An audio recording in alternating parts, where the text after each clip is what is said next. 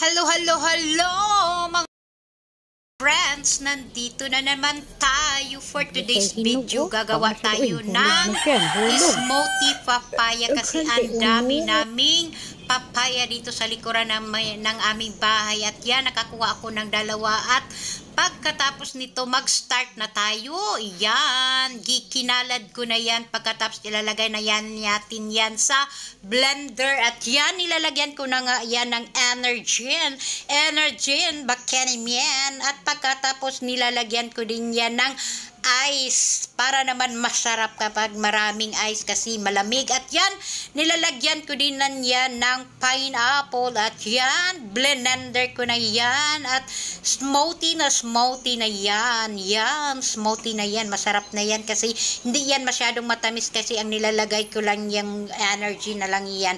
At pagkatapos nilalagay ko sa baso kasi patikim ko sa aking mother. At ako naman ay nilalagay ko sa bowl kasi lalagyan ko yan ng gulaman salad kasi marami pa akong gulaman salad na natitira. At pagkatapos lalagyan din natin yan ng roasted peanut kasi ang roasted peanut ay present yan palagi. At ito namang macaroni salad, binigbigay lang yan sa akin ng aking cousin kasi birthday ng kanyang mother. Kaya yan, hinalo-halo ko lang yan lahat kung ano ba yung lasa niya. Tikman natin kasi iba-iba na yung lasa na siguro kasi may matamis, may may parat. Yun lang. At pagkatapos nagluluto din ako ng ampalaya kasi gusto ng aking mother kumain ng ampalaya. At yan ang nilalagay ko lang yung garlic at saka sibuyas dahon kasi wala na akong bombay na tira. Kaya yan, cinnamon powder ang nalagay ko. Akala ko yan black pepper kaya cinnamon naman pala ang nalagay ko. Pero okay naman ang kanyang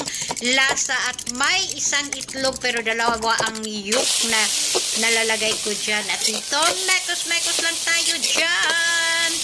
At pagkatapos ang lalagyan din natin na ng ground pepper kasi nauna yung cinnamon. At inalalagay ko na rin ang dalawang egg yolk dyan.